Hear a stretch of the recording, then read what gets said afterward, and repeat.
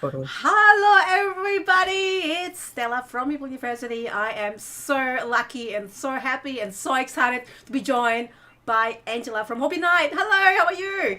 Hello! Hey guys. You are I'm amazing. Angela. Yes, Angela. Angela has got a channel, YouTube channel mainly. That's your main gig, right? Yes. Yes, Hobby Night, who has got almost 20,000 subscribers, and they just Yeah, we're getting been really doing that. close. Oh, so good. So Angela's main gig is painting, mini painting. I should probably let you explain. Yeah, absolutely. I can absolutely. I am a miniature painter, mostly focused on Warhammer miniatures. I also cover Warhammer news, but I also am a huge board game enthusiast, and I do like top 5 lists for my collection and all kinds of stuff. I'm also on Instagram. You can follow me at hobby_night. There, as well as on Twitter and on Facebook, all of the social medias. But yeah, I mostly focus on like the hobby side of wargaming and everything like that because I really love painting. Because that's the thing that I think that is so cool, and this is not by any mean. I think I admire you, and you're a woman, and then you do many minutes of painting. It's not by any mean condescending or anything like that. It is just admiration. It's my admiration of you doing that sort of things that is mainly dominated by male, if I'm not mistaken. Oh yeah, Or, no, yeah, it's yeah, a yeah, hugely male dominated scene yeah. for sure, but it's opening up a lot. There are a lot more female miniature painters out there as well as players, because not only do I paint but I play as well. And there's a huge growing number of like female players and painters and stuff like that. But yeah, it's been really like it's been such a cool community to be part of because like painting is such a really cool expressive thing that you can do with your miniatures, and I've Yes. just it's one of the reasons I've really enjoyed it. And I mean there's so many things that you can paint now because like not just war games, like board games have so many cool miniatures in them these days, and they're such like high fidelity now, like the prints are so good, and I've seen people do amazing things with like tainted grail minis or like Yeah. zombicide minis, Oh, all kinds of stuff. I've seen that around, and not only you paint well. So check out everybody Angela's YouTube channel with a lot of board games, painting, and everything else Yes. in between, and that's Hobby Night. So which Yes. I will share you now. So I've got the YouTube channels opening. Obviously, you don't see me subscribe because I logged out of my YouTube channels, but I'm definitely subscribed to Angela's channel, so you should too. So this is Angela's channel. Look at this, like all these beautiful minis, and that's Angela right there. So I'm guessing purple is your favorite color. It is. It might be one of my favorite colors. I don't know what maybe told you that, Yeah. but I don't know. I mean, like I can see this purple. They purple pants, purple hair. So I just it's true. assumed, I It's true. guess. It is one of my favorite colors. Purple, red, and like black. You'll see in a lot of my paint schemes very often. A lot of green as well. Like Oh, all of these oh. colors are some of my favorites. I just really like bright colors. So if you're looking for really cool ways to learn how to paint like really bright bold colors, if you want to learn how to use contrast paint, for those of you that know what that is, definitely check it out. I'm a huge fan, and I like to explore a lot of different things. Yes, yes, absolutely. Just go check out Hobby Night, aka Angela, and you can see here the videos, the unboxing, studio tour, top 5 Yeah, I board do a bunch of games. different things. I'm sharing your channel at the moment Excellent. to the audience, and also I'm going to saying hello to those in the chat room. So we got the board dad. Hello, Rolando. Hello. We've got Patrick and Dimitris, Kevin, Kingfisher Games, and Corallo, who's also helping me usually with moderating the chat and saying hello to everybody. And Woo. Kevin, woo, the board dad. She said the magic color, red. Lol. It's a great color. Yes, purple. Kingfisher said purple is way better than just red. Lol. Well, purple has red. Red and blue is purple. It's right? true. It is true. Purple does have red, and I do tend to lean towards like red violets over blue violets personally. So Wow, you're so good at colors as well. I'm like, just red, blue. What's that violet now?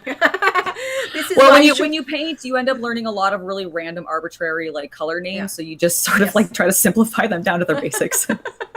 So for those of you, let us know. Do you also paint? Do you not paint like me. If you don't paint, like before we start with the actual topic, Angela has got a really good tips that she said quickly with me before about beginner painting. So Angela, take it. Oh, yes. So if you are a beginner and you have never like painted before or you haven't painted in a really long time, one of the things that I would recommend, and I was talking to Stella about this earlier, is contrast paint. It is a line by Citadel from Games Workshop, and it basically, in my experience, functions very similarly to watercolors and inks, which I find to be a little bit more flexible to work with. You get really bright, bold colors out of them. And I like them because they are semi-transparent.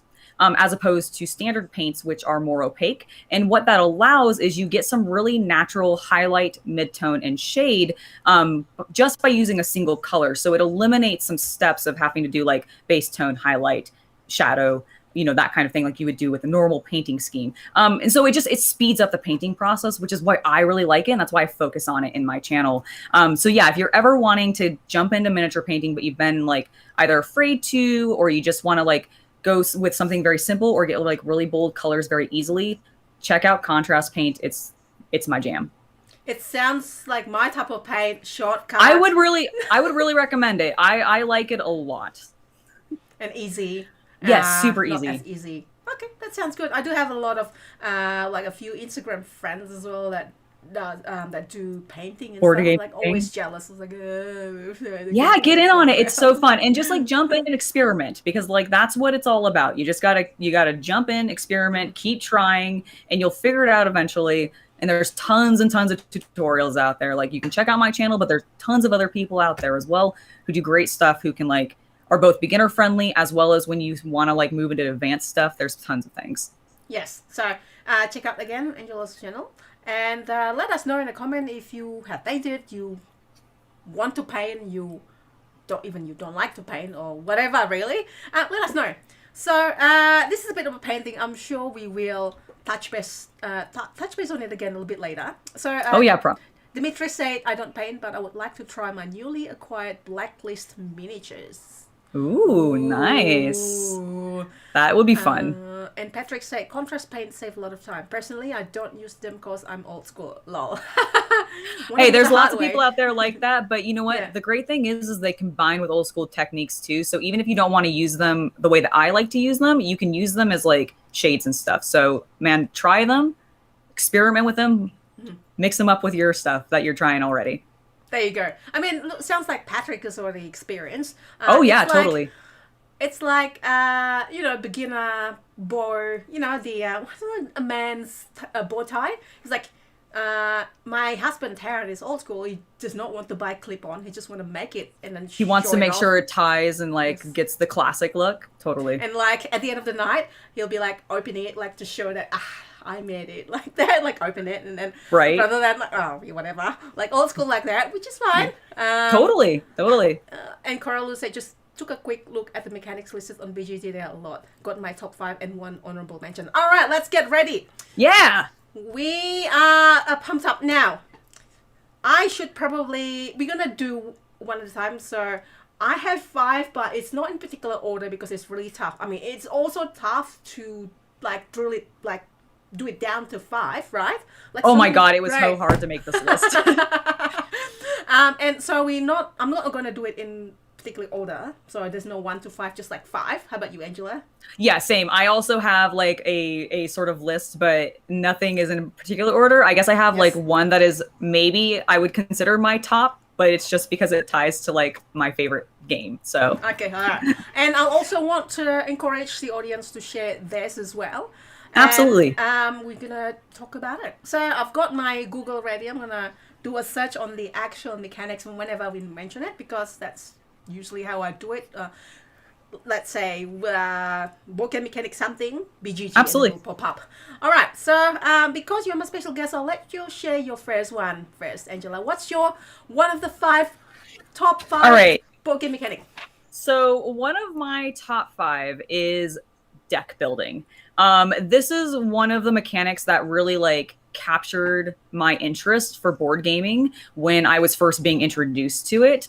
And I really enjoyed the fact that, so with video games, I really like roguelike mechanics, which is where you have sort of a confined set of parameters, but it does vary over time. And so there's some randomness and you get this variety as you're playing. And the deck building mechanic for me really like does that on a, you know, on a physical level of, as opposed to the video game level and everything like that. So I really just like it. And like some of my first introductions to games was like Ascension, was one of my first ones. I really like Dominion.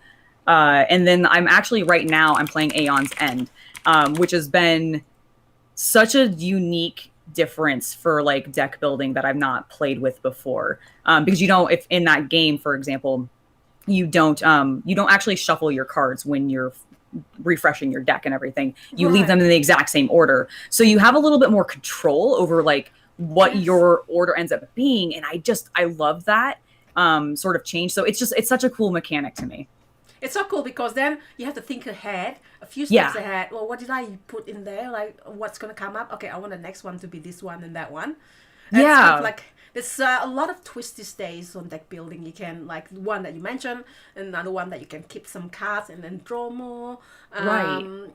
And yeah, there's a lot of variety there. Totally. Yeah, there's a lot of variety of how you can end up basically reconstructing your deck depending on what type of deck builder you're playing. And I really like that level of strategy that it adds, because it's enough to be very interesting and different each time, but you're not ending up being like really complex, and you can introduce new players to it pretty easily because the concept of it is very like understandable. You know, you understand the idea of what a deck builder is pretty straightforwardly.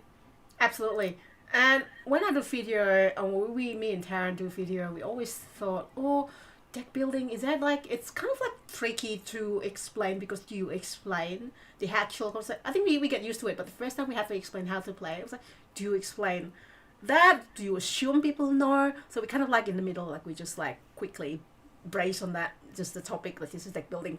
Totally. So what, and before I go to mine, what are some of the, this is like unrehearsed, I haven't told Angela to think about this. So what are some of the board games that you like with that deck building? You already mentioned some. I did mention some. So like obviously like there's the classics like Dominion, which I really just like just because it has so many different expansions. Yep.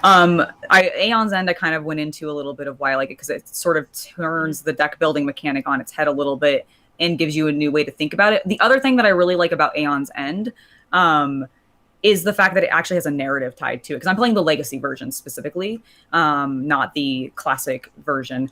And so with the legacy version, because we end up going through this actual narrative, which is a huge factor for me in picking up games. Like I love narrative-driven games.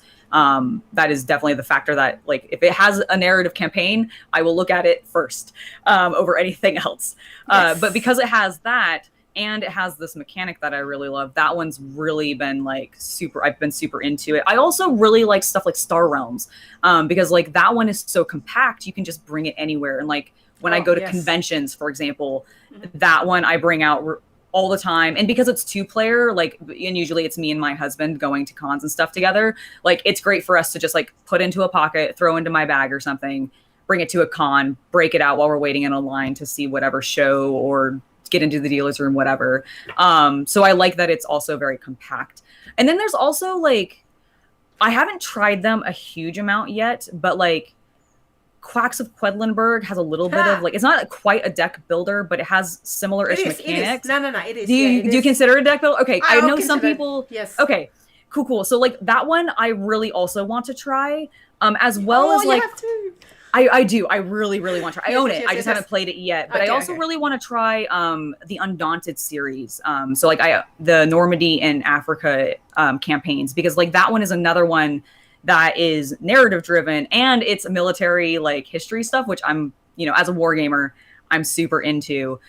So I picked that one up too, but I haven't played it yet. But that's on my like short list of deck builders to play. Oh, that's amazing! Thank you for sharing all that. I'm actually putting also the list of the top games with deck. It's actually deck, bag, and pool building. Yes. Which is actually it is also on one of my 5 top. Yay! The deck, bag, and pool building. So I totally get. So what she It's such a said. fun mechanic. Yes. So it is. There is this excitement in trying to. Okay, obviously, Dominion was the first deck building that I've ever played. That in my early days of board games, so many of them.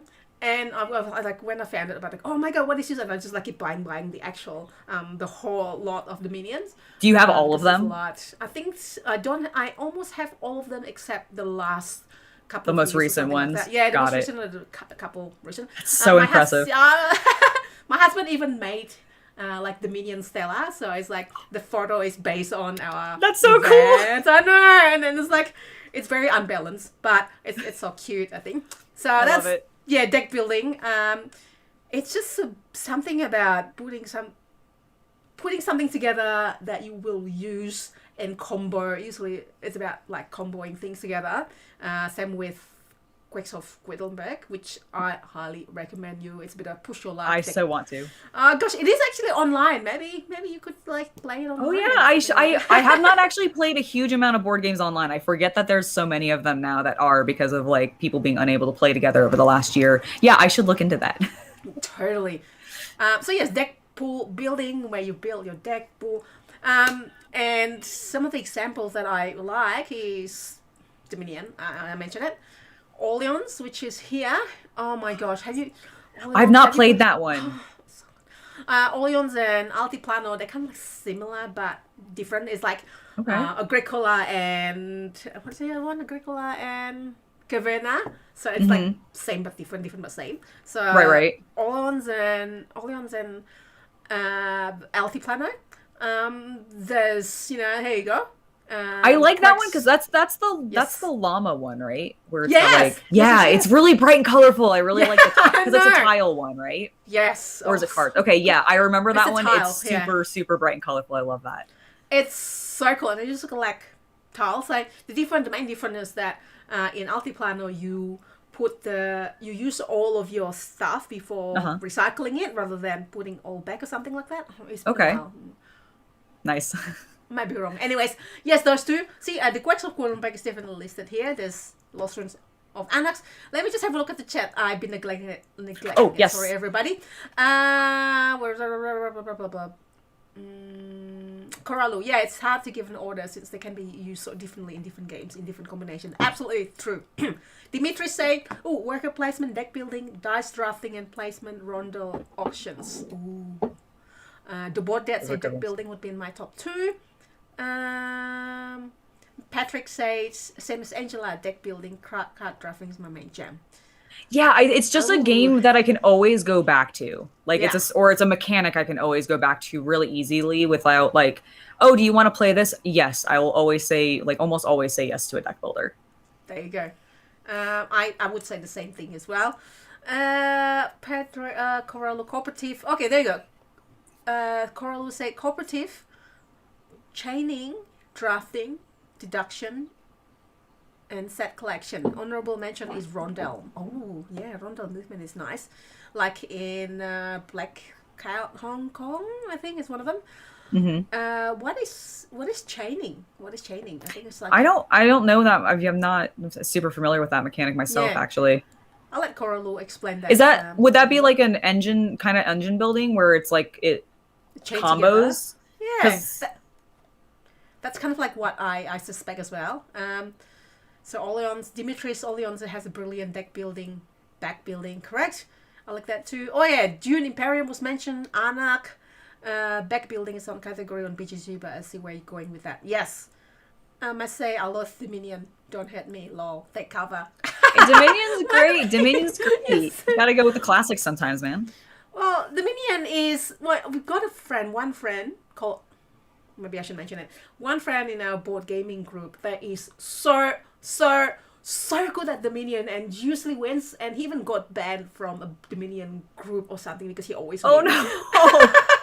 I mean, I can definitely see that, especially because there is a set number of cards, and if you know what you're ending up playing with, you can totally create an optimal strategy, and especially if you end up combining certain cards to that are inherently designed to go together well, and then you just know how to play the game super well because you've played it a bunch, I can see how you could stomp somebody in the game very Yeah. quickly. So Yeah. there's definitely that issue.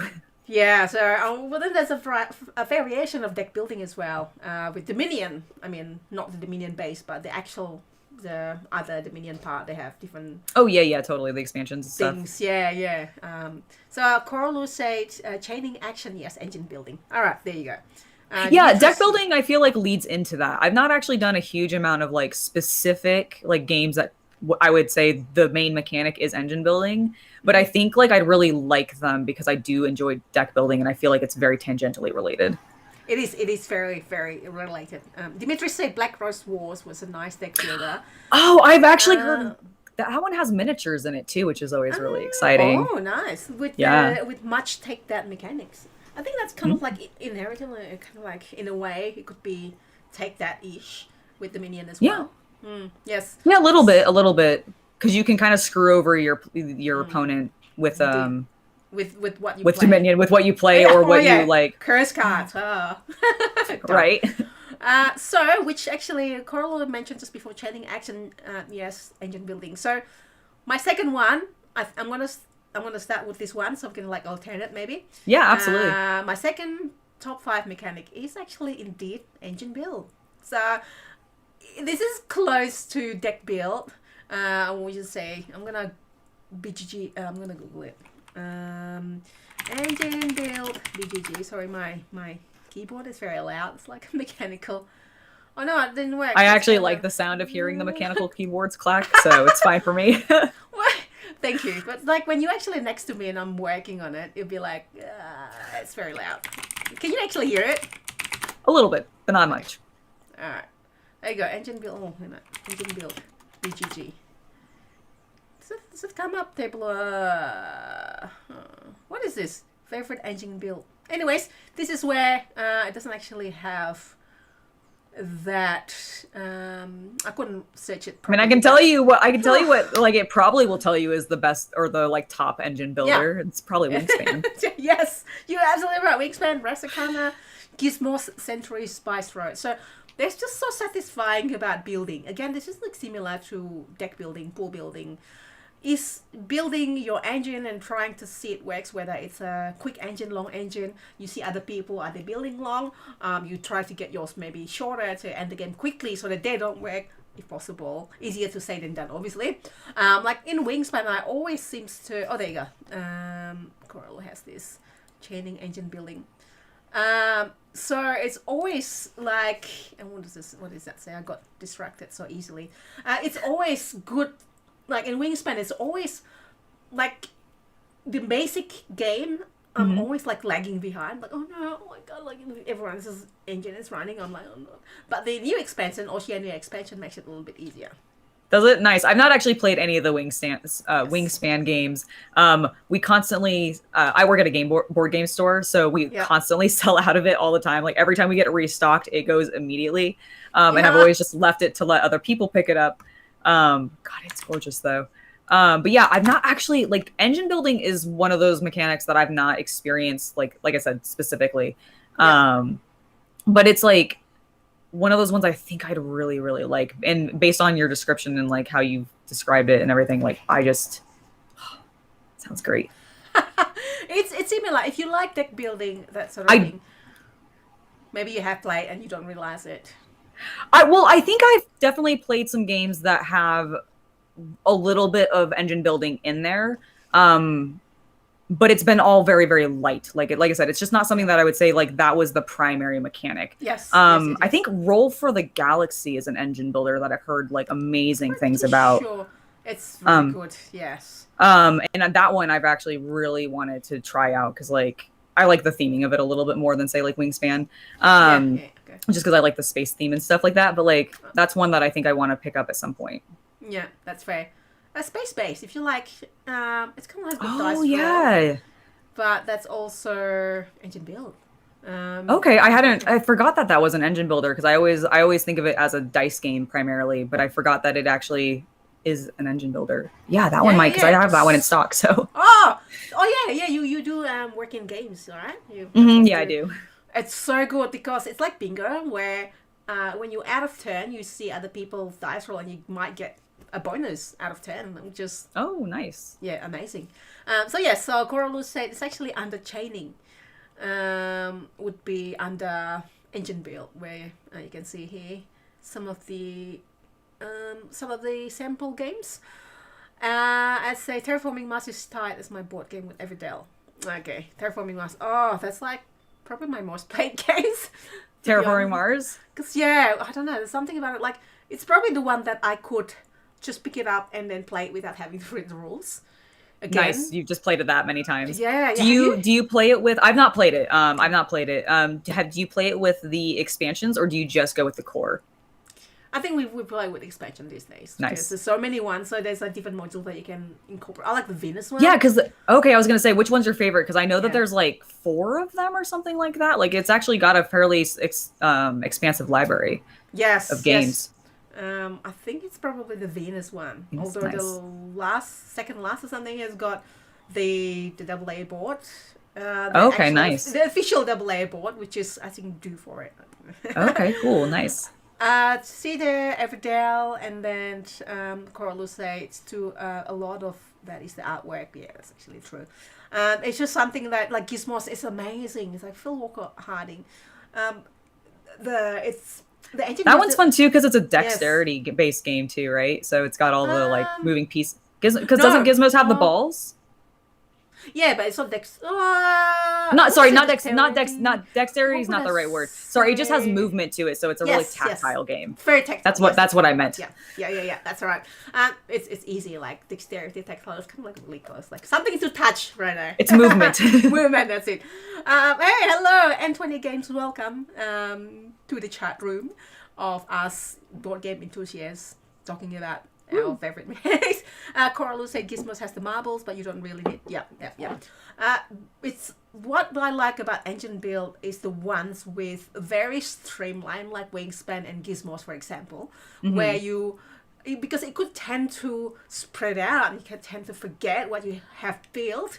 Where when it's streamlined, like Wingspan, like just you activate the things on this line. Gizmos, you activate the things on certain lines. Right. Like if there's a way, mechanic of having this easier to track what you need to activate, that's good. I mean, Everdell is not so much. You sometimes forget, like, oh, you got this to activate, you got that to activate, that sort of thing. But yeah, I like the ones more that is more streamlined. But I still like it. That's really not a problem. All right, back and now on to you. Your second one, Angela. All right. So for my second one, I went with legacy, like the legacy mechanic. So I really, because I'm a big narrative gamer, as I said, and legacy tends to sort of lean on that, which I really like. It also has the, you get to open new materials, you get to add new things to the game. I even, as much as it stresses me out, I do still enjoy the destroying cards part of legacy, as well as, like, for me, because legacy is a mechanic that I've really jumped into very recently, like through the pandemic and everything like that. And the thing that I found really cool about some of them is how it uses it to teach the game. Because, like, for example, my favorite legacy that I've played so far is probably Gloomhaven Jaws of the Lion, because I love that not only does it take you through a narrative, but it uses the first, like, 5 episodes of that narrative to build on your mechanics and actually, like, teach you the rest of the game, which I find really, really cool. And, like, My City did that well, which I love. Like, I love spatial puzzle games. And so, like, with My City's, like, legacy format, as well as the spatial puzzle, like, it's probably going to be on my top, like, 10 list for board games for a while. So that one's really good. Aeon's End obviously also has the legacy mechanic, and that one's really narrative heavy.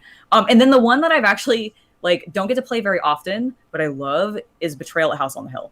Oh, yes. I love the Betrayal at House on the Hill legacy, like, format for that game. Like, the fact that they took you through the timelines, and then this will not be spoiler, so don't worry if you haven't played or anything, but, like, it takes you through a timeline, it takes you through this great narrative, like, it has betrayal mechanics, which I love. It has co-op mechanics, which I love. Like, it's just so good.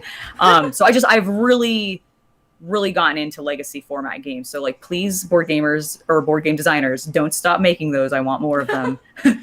I want to play all of them. No, I have a feeling it's definitely not going to stop because I don't think so either. Yeah, They've been making them since like 2012 or something. Really, I mean, since the pandemic and the Risk like legacy games and everything like that. But like, it's just been a format that's continued. But I really do like the thing that I want them to focus on though with it is the teaching and tutorialization, because I feel like that is a great way to get new gamers who are wanting to jump into something that is complex or like, you know, beyond maybe the Hasbro line that they've been playing with their families and stuff, and really jump into something a little heavier. Like, that is such a good way to teach. And so I found it so good for just like getting new people into gaming. So that's why I really want to see so much more of it. I absolutely agree. And I absolutely agree with you saying the actual teach. Let's say, you know, things like Kitchen Rush. I'm just giving so Kitchen Rush was, I don't know if you heard of it. This is like Overcooked the board game.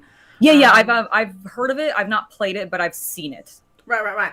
So the first edition was just introduce everything in this one, and then the second edition they make it like as if almost like Legacy, where all you do is serve customers. You don't have to buy. You don't have to wash dishes. Yes, that is. Okay, so because I had known that I had seen the first edition, it didn't sell super well, and so like, and then I saw a second edition come out, and I didn't know what the change was. That's awesome. Because it was overwhelming. If you don't know, you have to pay, because this is a real-time game. So you have 4 minutes or whatever minutes to complete that. If you don't know what you're doing, it could be quite stressful. Not in a really bad way, but you know, like Overcooked the board game. You're just like running around doing stuff. So that how it is. It's almost like Legacy. Okay, chapter 1, all you do is serve customers. And this is introducing cooking. And in chapter 2, for example, it's introduced, you can actually wash the dishes to get more plates or whatever. And that's not quite Legacy, but they redo it. But it follows that. It does use that. I would argue that it uses the format though a little bit in that way. So Legacy, absolutely, because that sounds really cool. Actually, I might check that out because I like so cool. Cooking games. And I had seen that one looked really cute, but I hadn't known that it had done the progression mechanic or whatever. Yeah. So cool. Yes. Definitely recommend that second one, not the first edition. No. I don't think the first edition's made anymore anyway, so you don't think you have to worry about too much. Yeah. That's good. And then there's also things like Destinies. Yes. You know, that's kind of like Legacy. I just try. I love it. I don't get to play that much because my husband Tarrant is not really his kind of game. So I'm like, I want to play. He's not a big narrative gamer. No, I mean bigger. Definitely me. It's like, what's the story? Well, we should figure out how to play it because I just picked up Destinies and I haven't played it yet. But like, I love how tiny those miniatures are. Are you so tiny? They are so small. They're so small in comparison to like what I'm used to. Yeah. But yeah, no, I'm looking forward to that as well because it's got that legacy narrative like campaign format to it. Your husband likes it, right? Oh yeah, we're huge narrative gamers. Like that is the thing that like got me into gaming in the first place was RPGs, narrative driven stuff, and then it was co-op games because of that, because a lot of those are narrative driven. And that was sort of my gateway. Yes. That, and there's another one, Sleeping Gods, which is by Ryan Lockett.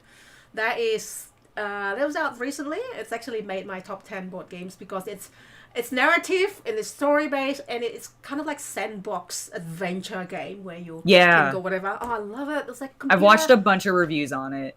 Yeah. Do you think it's kind of your kind of game? I think I'd probably like it. It's gorgeous, like color wise, like on just a collector of somebody who just likes to sometimes buy board games because they're pretty.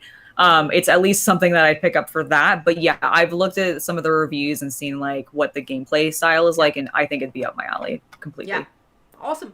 But the thing is, I have to play like in close, like I shouldn't leave too much gap in between one to the next one, because if I forget, then that means I have to learn everything. Oh yeah, you gotta like keep in mind, like, okay, what am I doing? Exactly, right? Okay, let's go to the chat. I've got a few tactile.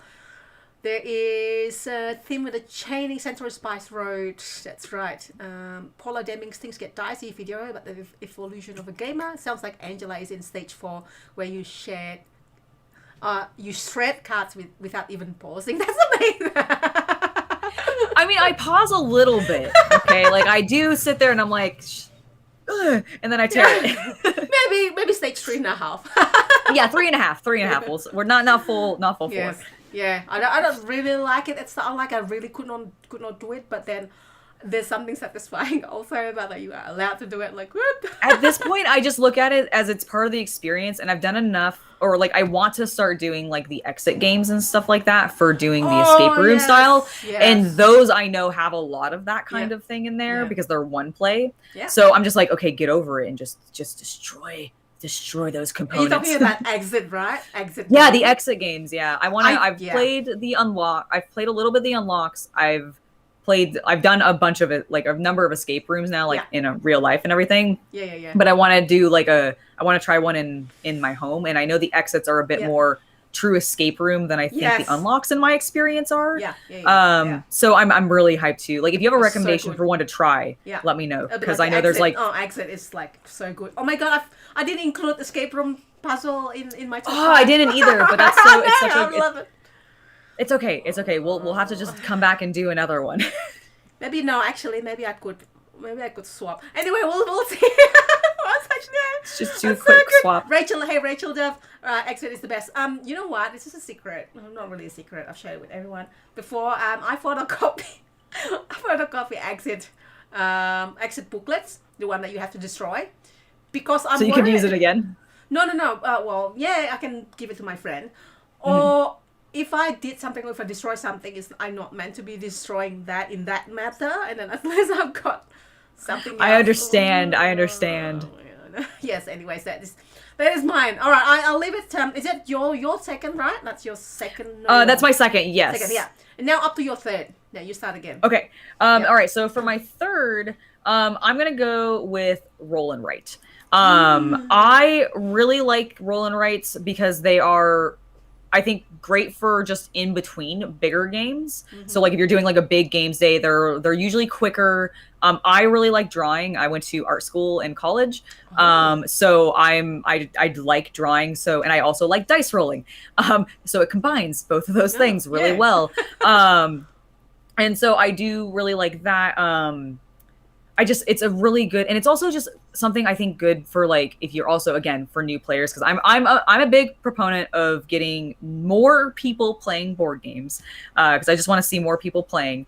So anything that I find is easy to teach or just very like quick to pick up for people, I am like, let's play this because you don't play board games a lot. Let's do something fun, easy. And I have a lot of artist friends, so the roll and writes tend to be good for that because they get to draw and do lots of fun things. I think so for games that I like from that genre, I think probably my favorites are the Railroad Ink, just because aesthetically they're really pretty. I haven't picked up I don't know if they're out yet actually, but I know that there's like a yellow and green version coming out, and I want to pick those up because I have the blue and red version. And I really like those, obviously. But I want to see what they do differently because I know there's some slight like differences for the mechanics and everything. And then I liked Cartographers pretty well. I thought that one could be I thought that was like great because you could do it with a huge group. Yeah. So that could be like a good one at cons, honestly, to just do as a large group. And then the Welcome Twos, we actually were talking about this a little bit off camera before we were on.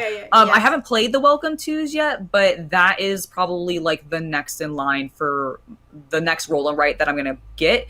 It'll either be the classic version or the OG version, or I'm a big fan of visiting Vegas. So I also really want to pick up that version as well because I just think that would be fun to build my own Vegas. Can you imagine that if you like Vegas, and you're not too far from Vegas, right? It's like no, not too far. Yeah. Vegas. It's a very short flight. Yes. So, that's amazing that you've got I'm sorry. You're actually absolutely right with that roll and write. It's like a good entry level for people to start, and good fillers that tend to be like really quick in done. However, the trend is sometimes now they are heavier roll and write, like Roman roll. Yeah, there's a lot more complex, more complex ones that have come out. That's why I like Railroad Ink specifically, because it is very like basic. You can still add some complexity because you can use the additional colored dice or you Yes. can just go with your white colored dice. And that way you have like some variety. You can level it up for people. Also, it's compact. Like they're also very compact, so you can travel with them really well. Yeah, And as somebody who likes to go to cons, again, it's a great one to bring to conventions. Yes. And you can like, I mean, thankfully most of them come laminated, but like for cartographers, for example, you could easily just laminate several of the pages and just have them forever and never run out. And be able to like, you know, bring them and not have to worry about it. So it's just, they're really flexible. This is like back again to, you know, destroying components, because if you write on the components, you basically you have to throw it away. Yeah. That's why I actually bought a large laminator to laminate my Hadrian's Wall sheets, although it comes with like really thick ones. But I just like, I can laminate that, but the normal A4 doesn't work, so the A3 works, so it's fine. Which is actually also my next top 5, which is flip or roll and write. So might as well jump in now. Yay! Oh, yeah. Love it. I've got like Gunshot Clever is one of my favorite. I don't know if you have it. I've heard great things. We just got it restocked because it was like out of stock for a really long time. I always forget that it has the right part of it. I know it's a dice game, but I forget it actually has the writing mechanic. Yeah. It's not drawing. It's writing. No. It's maths. Yes. That's Wolfgang Warsch person. It's just so amazing. Like all of his games are so amazing, including that. And then there's Hadrian's Wall, which I mentioned. Shem Phillips is a different one, quite heavy. Roll and Write. There's Draw to Adventure. There's Welcome To, which I'm trying to convince you to start playing that. Like, yes, absolutely. Try the basic first. Like cartographers it's just good. We played with the expansion as well before. I haven't played it with the expansion yet. I've only played the base game. Yeah, it's like different maps, like different mechanics. I haven't actually. Nice. I should probably. Where is it? Roll and Write. Roll. Nah. Have you tried Medieval? Because that's a roll and build, right? Oh, what's that? That Medieval. Medieval Era, I think it's called. Let me look. Let me Google it real quick. No, I don't think so. Okay. Medieval Era. Oh, Era Medieval Age, no? Yeah, I think that's it. Is it yes, it's Era Medieval Age. Am I thinking the wrong game? Oh no, yes, I have. Era Medieval Age. Is it the it's a roll, like, because isn't that one you roll dice, but then your dice you're not drawing in this one. It is a building mechanic, right? So you have physical components. You're right. Yeah, thanks for reminding me of that. I actually do have that.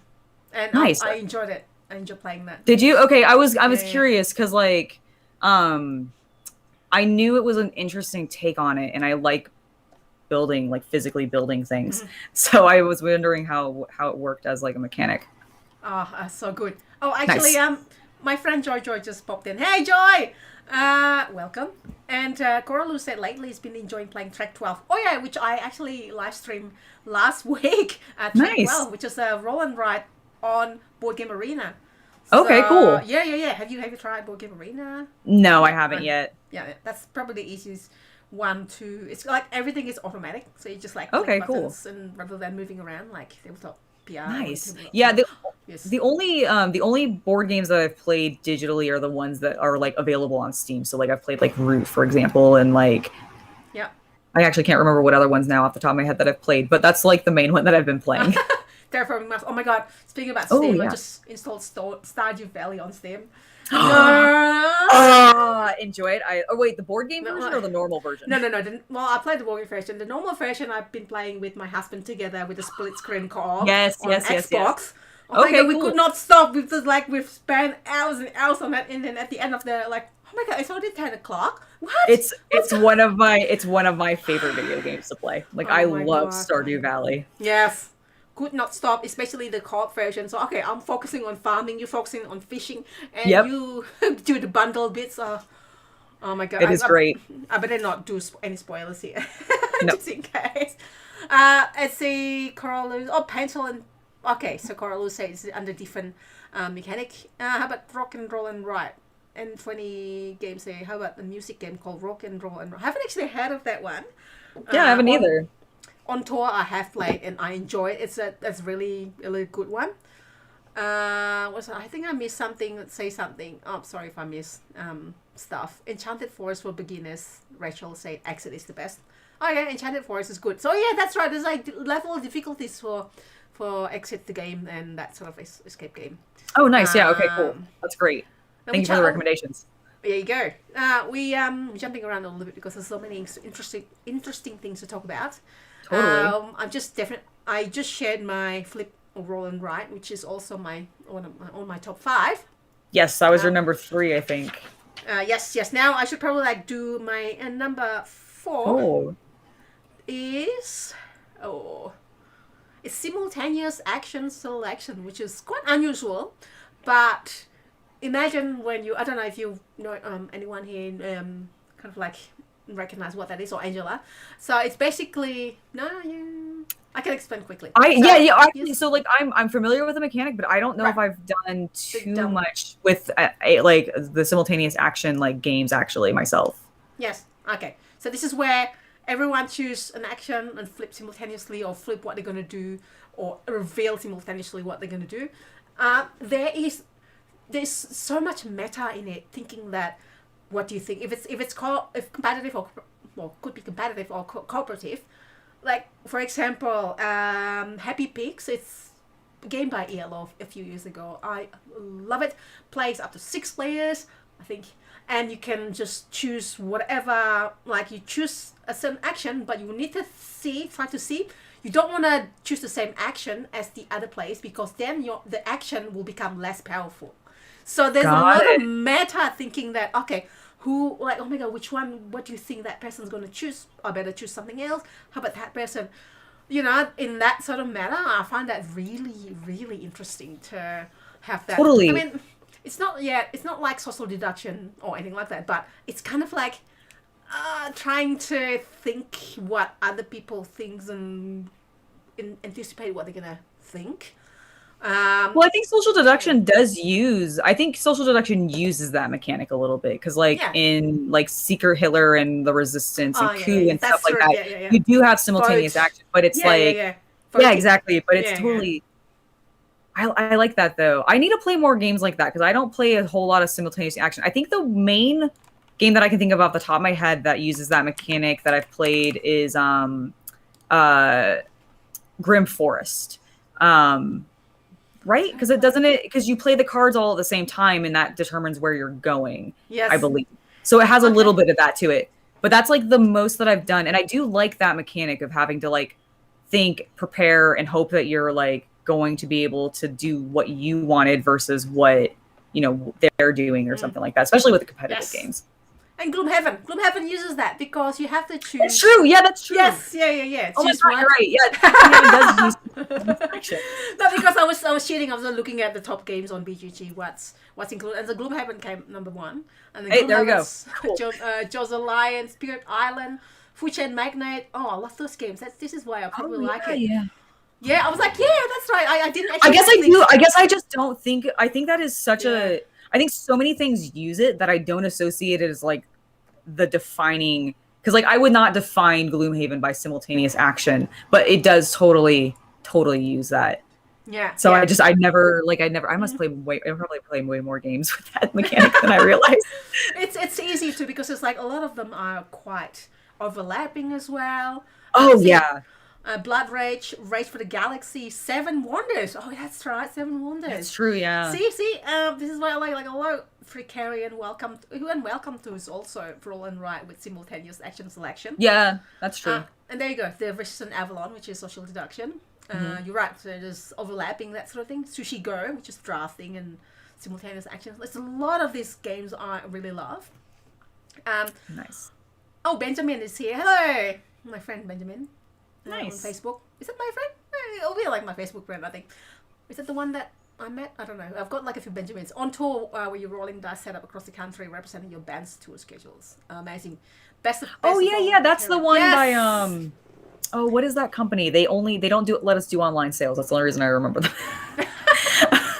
But they have great games though, because they also do Getaway and like and Burgle Bros, right? Isn't that the same No. I thought they were maybe. Yeah. Fowers. Yes, Fowers is the Yeah. name Yeah. of I think the company. Yeah, they have such Yes. great graphic design. Yes. Sorry, Oh, that's I really get into board games that have like great art aesthetics because I as an artist I just like looking at pretty things, and I like a lot of board games have it's really amazing art. Like, makes sense. Makes sense. so I totally get sidetracked by that.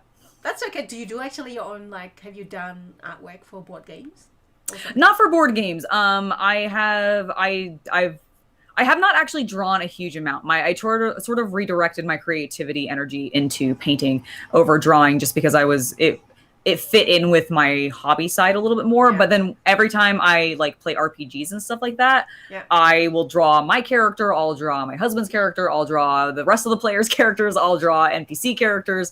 So I do that kind of stuff a Yeah. little bit, but just not as much as I used to. Because creative is quite draining, not in a bad way, but you kind of like focus your energy. Oh on, yeah, you got Right. you can burn out on it a little bit sometimes, Yeah. especially if you're trying to force yourself to like do stuff that maybe you're not into right now, or it's just, you're Yep. it can be hard. Totally understand. Totally understand. You have to have passion for it, otherwise you just Yes. won't survive. Absolutely. So Benjamin say, Stella, that meta sounds like also what comes into play with Roll for the Galaxy. That is actually absolutely true. You're trying to figure out what action your opponent is going to use, so you don't have to use your action doing that. Yes. That makes sense.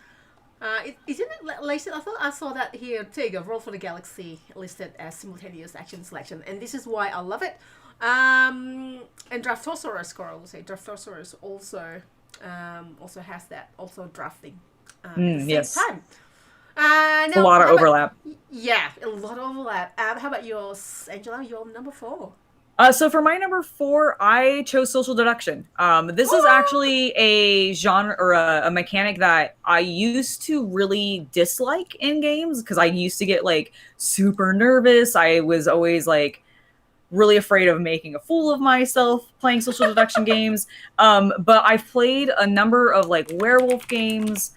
I've played a variety of like the Resistance, Secret Hitler, and that kind of stuff. And then recently, I got into playing Blood on the Clock Tower, and yeah. I am having so much fun with that game. And it's really like I had 2 moments. I'm going to share a very brief story here.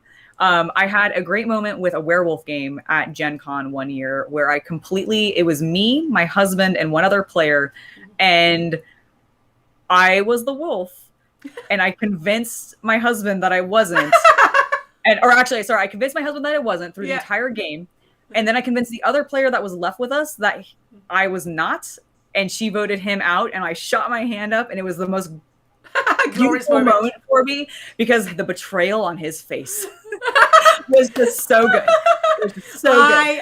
I love it. And basically since that moment and then playing Blood on the Clock Tower, it's really like ignited my like passion for social deduction because I think I've just really been missing engaging with people, and because the whole point of social deduction is to socialize, like I've really gravitated towards it just on I want to like talk and be around people and playing games again. So it's really like hit me there. But it also just like there's so much fun in regards to bluffing and then also deducing. Like that is actually my favorite part because like I actually don't prefer being the like evil characters in these games because it stresses me out so much.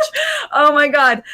But I really like being on the good teams and being able to like, okay, who are they? And putting on my detective cap and everything like that. So it's been a genre or a mechanic that I've really just like latched onto in the last like very short period of time, but like it's just been so much fun.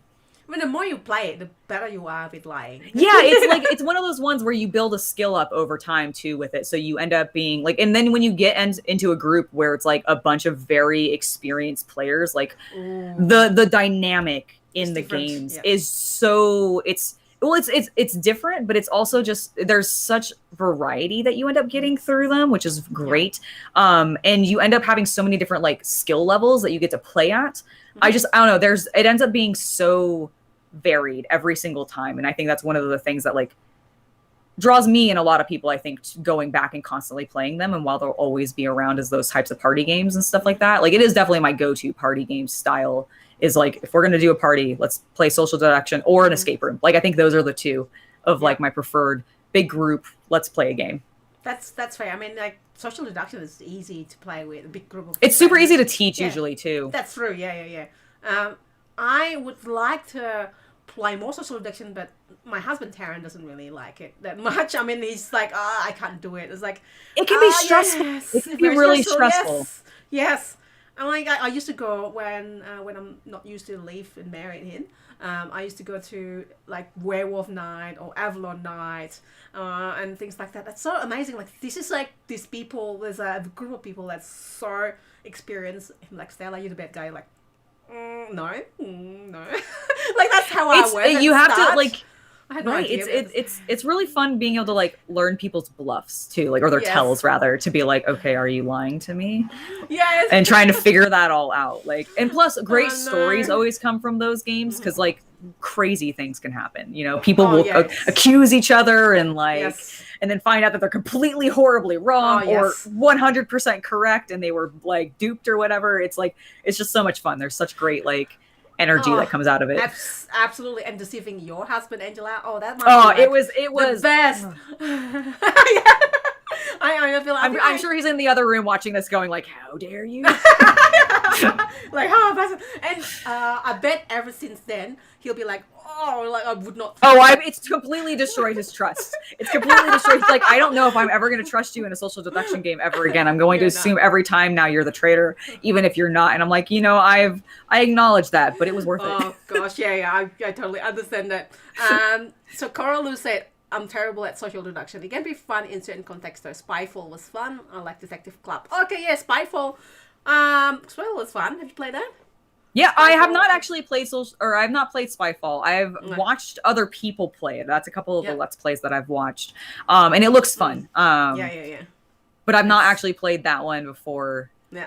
It's minimal social deduction thing where you can kind of like you just try to blend You're in. still deducing. Like I do Still like deducing, yeah. yeah, it's less of the social and more of the deduction. But like even Correct. like because the deduction for me in general is kind of a draw because like I also like Mysterium, for example, which has a lot of deduction in it. I also like the Chronicles of Crime, for example. yes. Like those ones also are really good and you're deducing Destinies, things. yeah. And they don't have the Not social much. aspect necessarily because No. they're cooperative, but Yeah. I find that they kind of like are tangentially related. It's just that like the social aspect always adds in the cooperative element over the competitive. Yeah. Or sorry, I said that backwards. Competitive element over the cooperative. Yes, that's right. That's why it says Detective Club. It's more, as you say, Angela, it's more kind of deduction rather than the social bit. Yeah. Which Initiative probably- too. Yeah. Like that one also has sort of that deduction as well. And this is here, Battlestar Galactica. Yes! Oh my god. Talk about a game that I wish I owned. I've not played it. I've heard nothing but amazing things about it. It's out of print. I really wish Gale Force 9 would republish it. Or at least it's out of print where I am. I've not been able to find it. That hasn't been like insanely expensive. So if somebody knows where to get it, tell me because I want it. So what is the game about?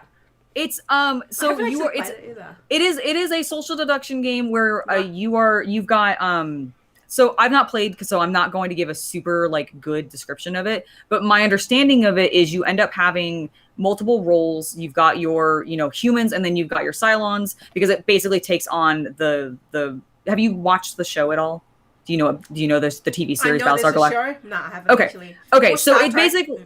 basically the premise of the show is there's humans and Cylons, and the Cylons are bad and you don't know who they are because they look like humans, and that's basically the mechanic of the game, is you're trying to figure out who the Cylons are as the humans and not, and it's very Resistance Coup but themed with Battlestar Galactica, and I think there are more nuanced mechanics that go into it. I just don't know them specifically, but it is back when intellectual property games were kind of not great, but people were still making a lot of them, or they tended to just be like cheap reskins of Hasbro line stuff like Monopolies and stuff like that. Battlestar Galactica was one of the early IP games that came out, from my understanding, that like really was like good, fit the theming of the show, and like was just a really good game despite it being tied to a TV series. And that was kind of rare at the time, which is one of the main reasons that I want it. Also just because I really love that series. Yeah. And having like more that recent. game, yeah, is just another reason to want it. But that's my little rant about Battlestar Galactica and how great of a game it is, even though I've not played it. So if anyone hear this now live or afterwards, so please let Angela know if you know Battlestar Galactica where I can get it. Yeah. Go to a channel and then just let her know, like social media, Twitter, whatever. Hey, I can hook you up with something. Message me on Instagram. That's the best place to message me. Yes, hobby_night on Instagram. Yes. So just contact her. Demetrius has been destroyed, apparently, with the Galactica. Destroyed the game in 10 minutes. Oh. Rachel say, there you go. Rachel say it's being reprinted without the IP as unfathomable in the Arkham Horror universe. Ooh, you should probably check it out. Okay. You do like I do like horror games. I do love horror games. So. Yeah. Oh, it might be like worth to check it out. Thanks, Rachel. Yeah. Yeah, thank you. So it's unfathomable. Oh, sorry, I can't even say it properly. Unfathomable? Unfathomable. Yeah, unfathomable in the Arkham Horror universe. Nailed it. There you go. Yeah, thanks. Whoop, proud of myself. Pat them back. Yes.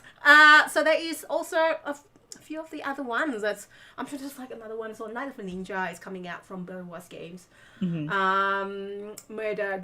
Deception Murdered in Hong Kong. Tarrant actually likes that one because it's more deduction, less social deduction. No. Yeah, that sort of thing. Yeah, most of the even the consulting Sherlock Holmes consulting detectives, I would still qualify as like a deduction, and I mean technically social because it's cooperative. You can do them together, so yeah. It would still, I would almost say, qualify. Yeah. Just might as well put it there. So Coral will put the link to the game. Excellent. In the chat, so you can just. I will check that out afterwards so that I'm not staring at my phone while I'm on screen. Yeah. To be like, let me just go check out where I can buy this now. Yeah. So we've down to our last one, isn't it? Yes. Yeah, my number one, or not really my number one. Do you want me to do mine first, or you? Yeah, you do first because we were like, I think yours first. Yours. I think we alternated. Okay. Yeah. So my number one is a little bit of a different one, so that I could throw the hobby stuff back in there. My number one is list building for wargaming because I am a wargamer at heart. That was like. RPGs were an intro for me, but Warhammer was also an intro for gaming for me. And list building is the part of wargaming that I enjoy the most because it is what leads to the hobby side of gaming or of the gaming, which it's such my jam. I gushed about it at the beginning of the stream and everything about the painting and everything like that. And because the list building allows me to not only build my list, choose what miniatures I need to purchase, build, and then paint. I then can start thinking about like what my color schemes are going to be. I can start thinking about what my narrative around my list is going to be because I'm not a competitive player. Like I don't do like tournaments and stuff like that because there's a huge scene in wargaming with tournaments. I'm not that kind of player. I like to play casually. I tend to play narratively. And so I am always thinking about like, okay, how can I build this list? What models can I use? Like, how do I want to end up painting them up? And like, it's such a fun aspect of the game for me that I had to throw it in here as a mechanic because I consider it. Yes. Absolutely. With you, clearly mainly your channel, majority of your channel is about that painting minis, and this is totally. Like Tarrant. It's an artist, designer, painters. That is totally just a narrative as well. That just basically all much into one. That it combines a lot of the things that I love. Absolutely.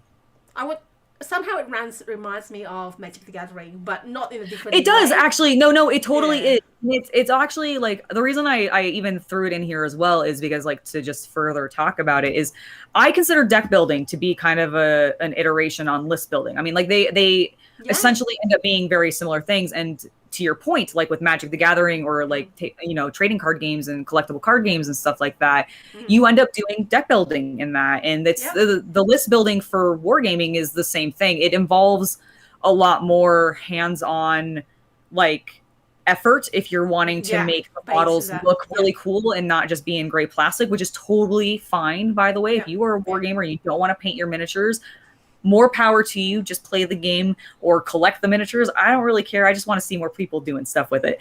But like I just it ends up being really exciting, and it does like, which is why I kind of considered it a mechanic, you know, because it does link back to deck building, pool building, that kind of thing, because it's your strategy. It's what defines what your strategy is going to be going forward, to at least initially, of like, okay, here's my initial plan of what I'm hoping to accomplish. Of course, you know, what your opponent does affects it and stuff like that, but it leads to all of the like best parts of the gaming to me, or not the best parts, some of the best parts, because like playing the game and actually interacting with other players and stuff is the other part of wargaming that I really, really love. But the hobby side is also super, super important to me, obviously. And it like list building is what allows me to just find excuses to buy new models so that I can paint more miniatures. Excuses. Oh, I need to build this. This person will be a good strategy for me. I have to buy now. I have to think what colors I'm gonna put. It's so exciting. I can see how it's all like, and like the, as you say, like deck building. It's parallel to kind of like build that sort of thing as well.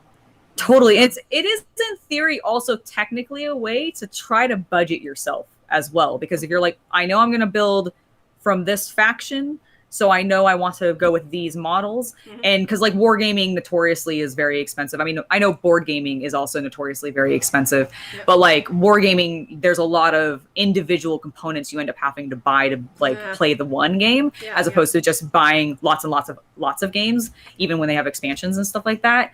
So like it's a way to like reduce what you're getting and plan really well, still have a narrative, still get to choose fun things to do with your paint scheme and all of that. And then just like going forward and having a blast with it. It's such a great part of the game. I can see that. I can see how it is kind of like parallel to Magic the Gathering, but where you kind of like don't know what you're buying, but this is like building the stuff. Or Magic the Gathering, you can buy each individual card as well. You can, you can on the secondary market, you can totally still pick up cards and stuff. So you can still do it. It's also, I mean, you can tie it even into living card games too, because you can, that one you do know what you're getting when you buy your decks. So it's a similar-ish, because you can still alter those decks from what they are to be able to play. So yeah, all kind of pooled together in one giant mechanic. Yes. So that is all your top 5. Yes. Whoa, what is your top 5? My last one, it says, again, this isn't in no particular order, is drafting. So this is just kind of like, again, so a bit similar to us, overlapping a little bit to the other ones. Like Coraldo mentioned here, Draftosaurus. This is also kind of like engine building in a way. It's more drafting. So in Terraforming Mars, you draft. You engine build. You also draft the cards. In 2 players, you hate draft the cards. So not only what you want, but you have to look at what other people want, and you take it deliberately so they don't have it. It's like absolutely. Point salad, Draftosaurus. I think I'm quite famous now by now. I wouldn't say famous. I'm well known for hate draft as well. But that's part of the strategy, right? Like you draft. And I would say that worker placement is a type of drafting in a way, where you actually draft your worker in the specific location. So I like worker placement. I have recently dipped my toes into more worker placements. Euro games are not something I've played a huge amount of in the past, because like I was super cooperative at first. But I've really been into the tiny epics. Which a lot of those have like the worker placement mechanics. Like I've really been playing the dinosaur one a lot, which has a little bit of drafting as well, doesn't it? It's so good. Yes. Yeah. It's a really and like all of like God, and those games are just so like condensed, which is great. Yes. See, so Dimitri said Grand Austria Hotel. It's been a while since I played that.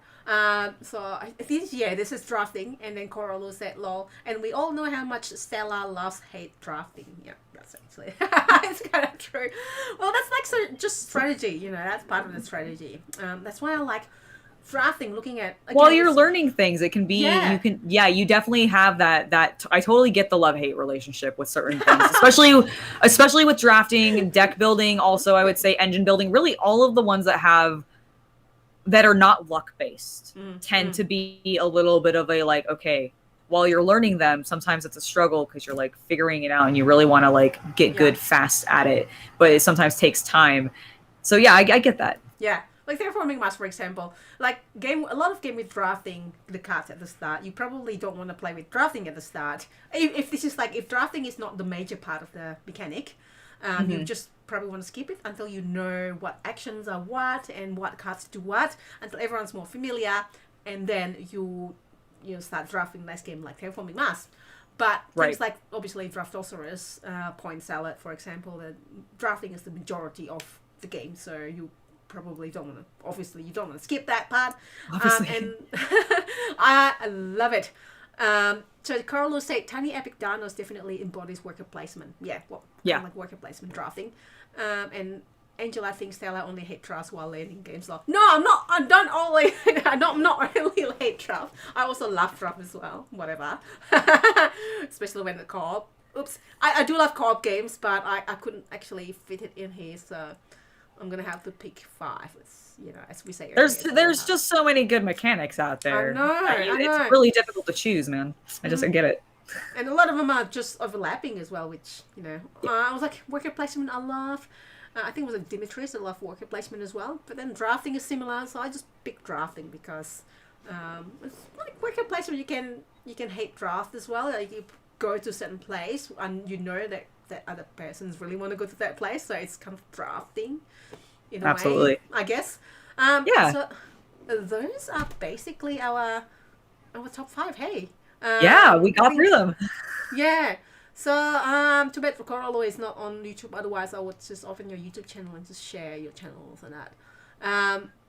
What else do I miss? Mechanics. Corallo said, yeah, there's a few mechanics I dislike, but most of them could be on my list. Yeah. I don't know if there's a mechanic that I actively dislike. At least not that I've run into yet. Yeah. I've been board gaming long enough that I feel like I've played probably inklings of most of them. But there's nothing that I've really. It used to be social deduction. I used to really dislike social deduction games. Yeah, it's not the easy one. And then I really got into them. It's just one of those things of it like snap. And then I had a really great experience one time. And it changed everything. Oh gosh, I really need to play Blood on the Clock Tower. We've got a gaming group. It's so good. I know. It's really good. If you don't mind me plugging somebody else real quick, if you just want to, if you guys have not experienced Blood on the Clock Tower yet, and you want a really great group of people to watch play it, I would recommend checking out No Rules Bard. They have been playing it for a couple of months now, and it's just great. They've gone through. There's a couple of different versions of Blood on the Clock Tower, or scenarios rather, and they've done 2 of them, and they're moving into their 3rd soon. No Rules Bard. No Rules. Barred. All right. No Rules Bard. But yeah, so I was in one of their videos recently. That's one of the reasons it's on the mind and why like Blood on the Clock Tower came to mind for this. But they do Let's Plays of board games and stuff like that. And I would definitely recommend checking them out because they just have like great Let's Plays of that game. So if you're wanting to see what it's like, see how it's different from other social deduction games, because it's definitely takes social deduction to another level. And I really, really enjoy it because basically everybody playing has powers, which is, if you're a big fan of like werewolf or those kinds of things where it's only certain people, everybody has powers. So it's really dynamic. There's lots of great stuff going on in it. It's fantastic. I would definitely recommend checking it out. Because it's so much fun. I love them. Oh yeah, I was like, they've got a lot of videos here, and I never know about them. No Rolls. They're relatively new. Yeah. They're relatively new. But I really like their stuff, and the thing that like Blood on the Clock Tower is just it's a great game. They are, I think, some of the best like playthroughs, but I'm biased because I'm in one of them. But yeah, they just have really great playthroughs. And if you want more just like people to watch playing games, they have a lot of subscribers. Is that right? 60.4 thousand? Yeah. Mm-hmm. Wow, that's amazing. Look at that. A lot of. Okay, I definitely need to watch these. Check them out. We'll talk about them afterwards. We'll talk about them afterwards. Before I play one, actually. Do it. Because like they give a really good explanation of the game, which is nice. They go over the characters, and each episode, when they have new characters in there, they always go over the descriptions. So like it really sets you up to like know, okay, this is what the roles are, this is how they can interact with each other. It's a lot of fun. Yeah, yeah, I believe you. I'll definitely check it out. So Coral was said there, excuse me, take that and auction are the first to come in mind that I dislike. Yeah. Okay, take that. That's fair. That's fair. Yeah.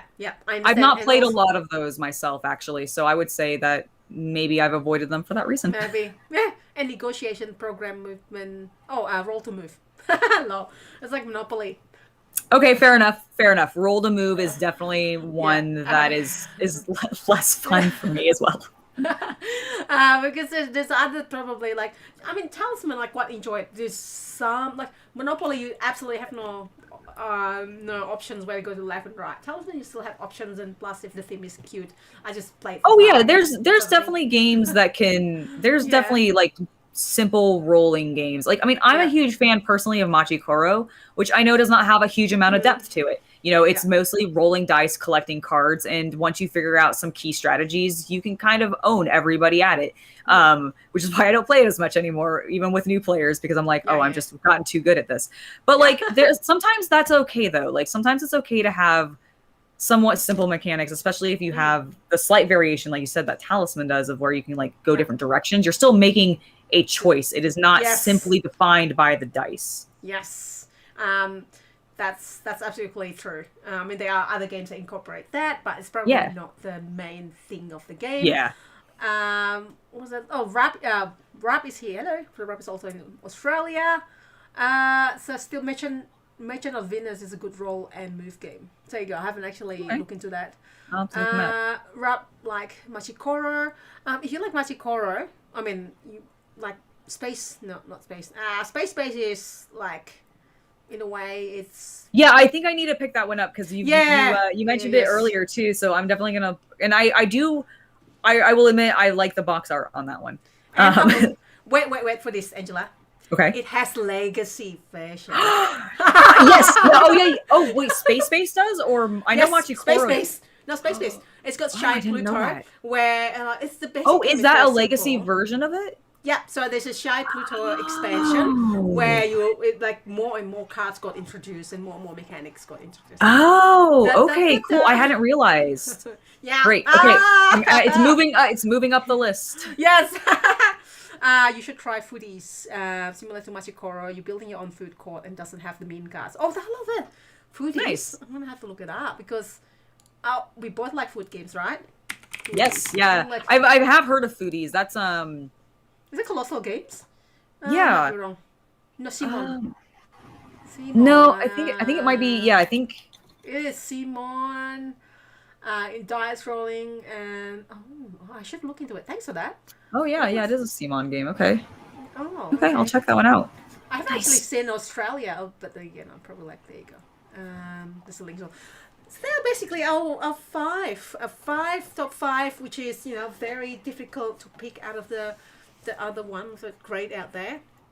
And I managed to drag Angela outside. Admire her channel, her minis painting, and wargaming, and you're gonna have to be like, I just imagine you to be like a really tough lady to really be able to do that. I am very tough, like an adaptive sororist. And friendly at the same time. That was like, oh my god, I want to be Angela. Let's bring her over. I mean, I want to visit Australia, so like whenever I do, I will definitely like hit you up and be like, hey, let's play some board games together. Well, when you come to Australia, you might as well like time it with one of the conventions that. Like, that would probably be what would bring me. Absolutely. If you like Wargame, I would suggest January 1 has got Canberra in Canberra, so it's not actually in Melbourne. It has got like a massive Wargame area where it's like people will be there a few days before that, building their terrain. That sounds right up my alley. I love that. Oh yeah, definitely. So it's January around 26, so after the peak period, so it'll be like cheaper tickets and whatnot. So next year, 2022, if travel is okay again, I would highly recommend CanCon before PAX, actually, because of that war game like niche. Yeah, absolutely. I have to check that out then. It's called I am looking into conventions to Yes. start going to once like travel is safe again, because I am so ready. So do I. Like, I could not go this year as much as I went like 5 or 4 convention last year or something like that, or not Oh, last nice. year, the year before. No, All in 2019. America. Yeah. All in America and Europe. But yeah, so Rob said come to Tasmania. That's where Rob is. Nice. Yeah, so time it. You like travel, you like board game, you like Wargaming. Time it where it's like January towards the end of January. Martin Wallace is usually hanging around there as well. Nice. It's he lives in Australia now. Very cool. There is so Coralu said were they talking about Space Base and the Shy Pluto expansion? Yes, indeed. Yeah, that's what we talked about. Again, thank you so much. Thank you everybody for joining us, and then Yeah, thank you guys. And hello, Bess at Star Trek, just joining us. So we're just about to leave now.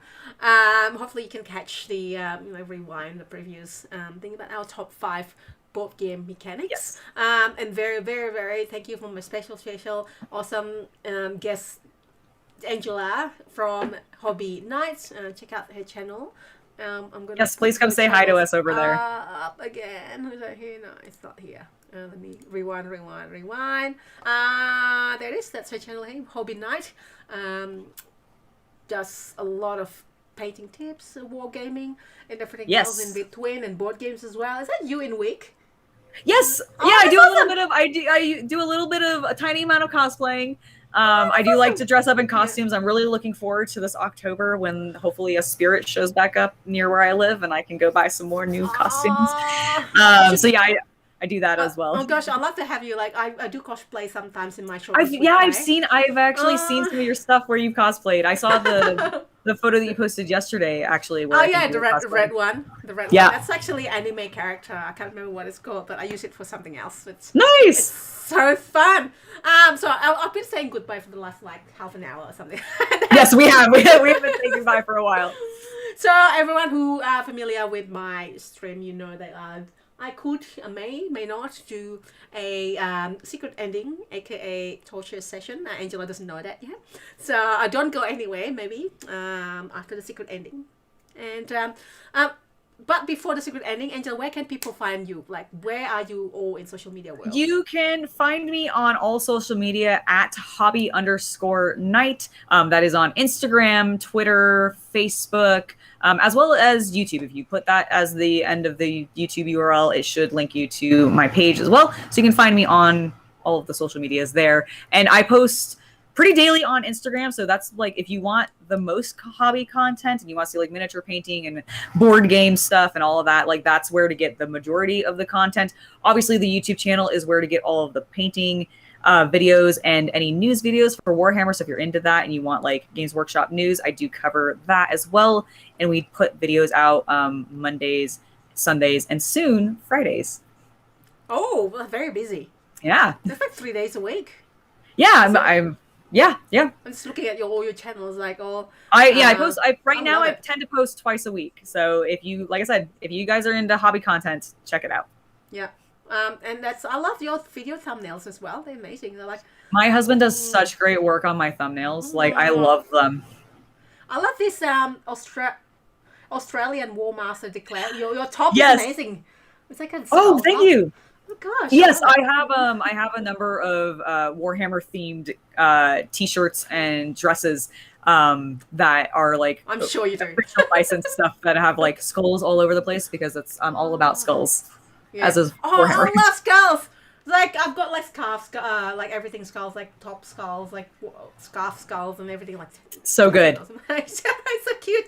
Well, that's it, everybody. Thank you so much, and maybe not. Stay around. Maybe there's a secret ending. Maybe not. Stay around. All right, we'll be back. Maybe not. Bye. For now.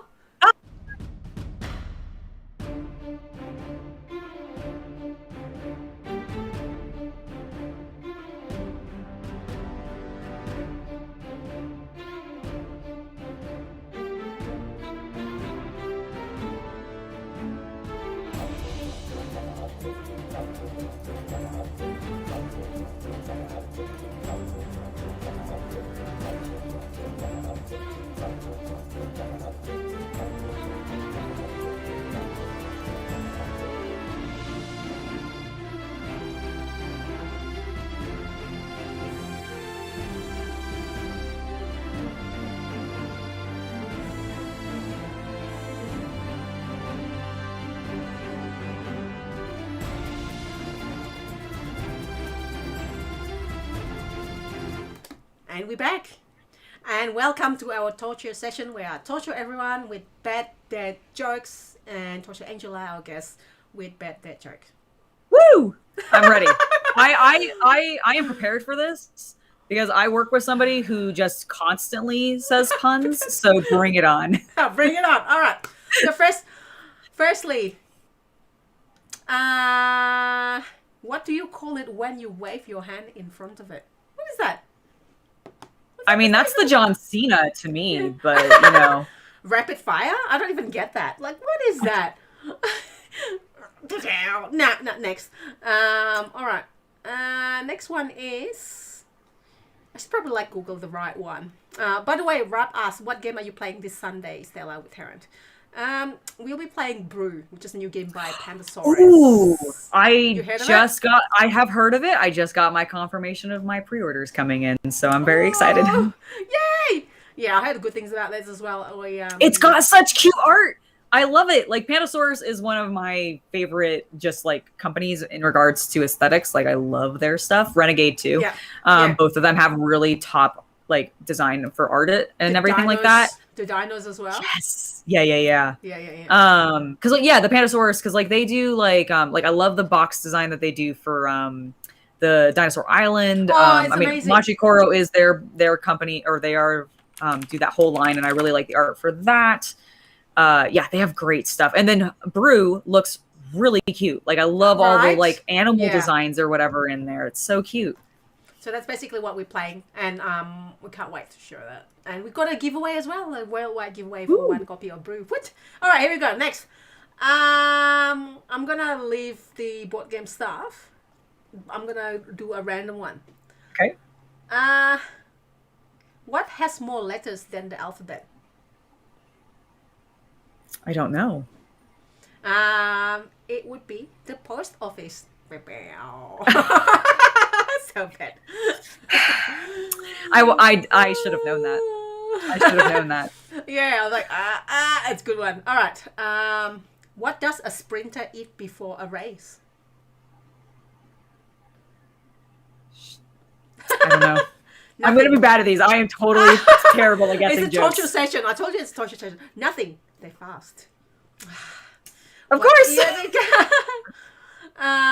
all right. What? This is fun. What did baby corn say to mama corn? I feel like it has something to do with pop. You got. Where's the popcorn? Yes. Okay. I almost went there. Yeah. That is awesome. Yeah, you got that. Okay. Let's see what's All right. Coralu got that one. The post office in Best Star Trek alphabet soup. Oh yeah, that's actually true. Alphabet salt more. Oh, that would have been a great answer. I should have thought of that too. Speedy noodle salt. All right, maybe one more. Okay. How do you get a squirrel to like you? We're talking about Everdell before. We like that, like cute critters.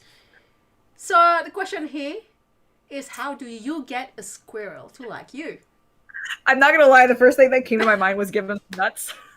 Yeah, that's kind of like that's actually almost. It's the answer is actually act like a nut. There you go. Act like a nut. Perfect. Pretty much. Okay. That is basically it, everybody. So thank you again, everybody, thank for you guys watching, and then see the secret ending wherever you are from YouTube, Twitch, and Facebook. And thank you again, once again, Angela, for being here in my show. Thank you for having me. It was a pleasure being here. My pleasure. Bye, everybody. Bye.